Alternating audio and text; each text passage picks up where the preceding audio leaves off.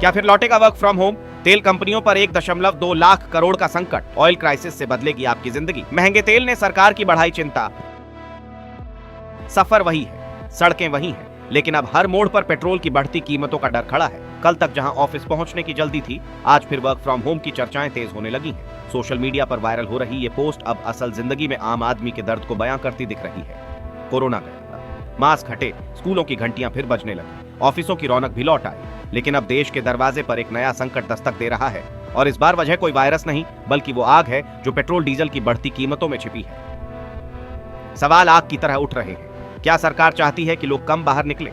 क्यों फिर से वर्क फ्रॉम होम और ऑनलाइन क्लास जैसे शब्द चर्चा में आने लगे हैं? क्या सचमुच देश की तेल कंपनियां 1,20,000 करोड़ रुपए के घाटे में डूब चुकी हैं? और अगर हालात ऐसे ही रहे तो क्या आने वाले दिनों में महंगाई का ऐसा विस्फोट होगा जो आम आदमी की जेब पूरी तरह खाली कर देगा? आज इस रिपोर्ट में हम आपको बताएंगे तेल के खेल का वो पूरा गणित जिसने सरकार की नींद उड़ा दी है, और क्यों आने वाले समय में आपकी नौकरी, बच्चों की पढ़ाई और रोजमर्रा की जिंदगी का तरीका बदल सकता है। इन दिनों न्यूज हेडलाइंस से लेकर सोशल मीडिया पोस्ट तक वर्क फ्रॉम होम और ऑनलाइन क्लास की खूब चर्चा हो रही है। लेकिन सवाल है, आखिर ऐसा क्यों? क्या एक बार फिर कोरोना महामारी दस्तक देने वाली है, या वजह कुछ और है? तो जवाब जुड़ा है प्रधानमंत्री मोदी के उस भाषण से जिसमें उन्होंने तेल बचाने और उसकी खपत कम करने की अपील की थी।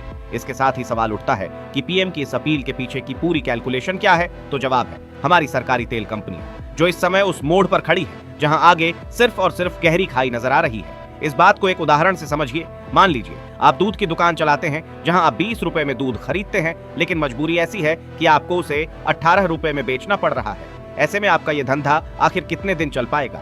जरा सोचिए।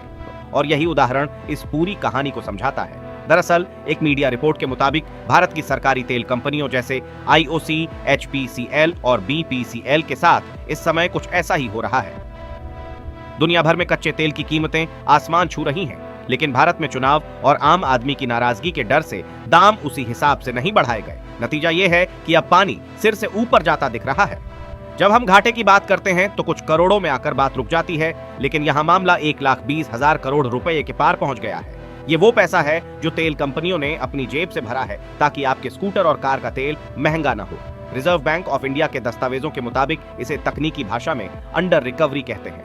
मतलब लागत और बिक्री के बीच का वो अंतर जो कंपनियों ने सहा है। अगर यही हाल रहा तो इन कंपनियों की नेटवर्थ यानी कुल कीमत अगले कुछ ही महीनों में नेगेटिव हो सकती है।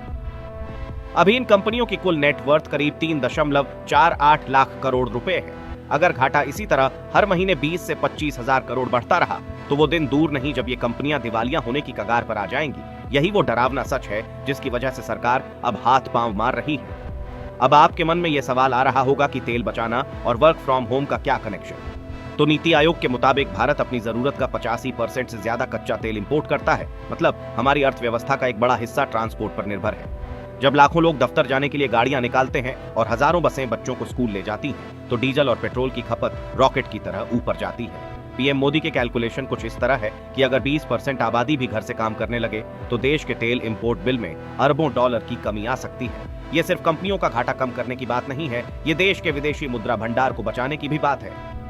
रूस यूक्रेन संकट के बाद से सप्लाई चेन टूट गई है। ऐसे में तेल बचाओ ही पैसा बचाओ का सबसे कारगर मंत्र बन गया है। बहुत आसान होता है बिना कुछ समझे सरकार पर उंगली उठा देना, लेकिन इस पीछे की गणित बहुत पेचीदा है साहब। जहां एक तरफ सरकार की मजबूरी है तो दूसरी तरफ मिडिल क्लास की अपनी उलझन है।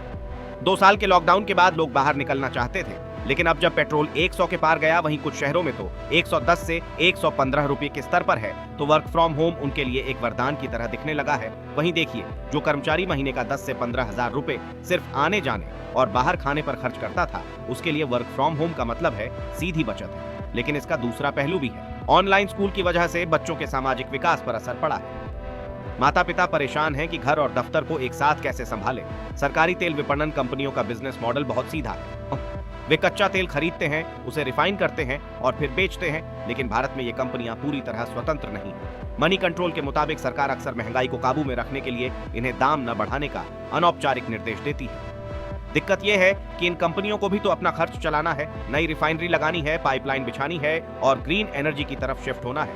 अगर इनका मुनाफा खत्म हो गया तो ये भविष्य के प्रोजेक्ट्स में निवेश नहीं कर पाएंगे। जानकारों का कहना है कि अगर घाटा 1.5 लाख करोड़ पार कर गया तो सरकार को इन्हें बचाने के लिए बेल आउट पैकेज देना होगा, जो अंततः टैक्स पेयर्स यानी आपकी और हमारी जेब से ही जाएगा।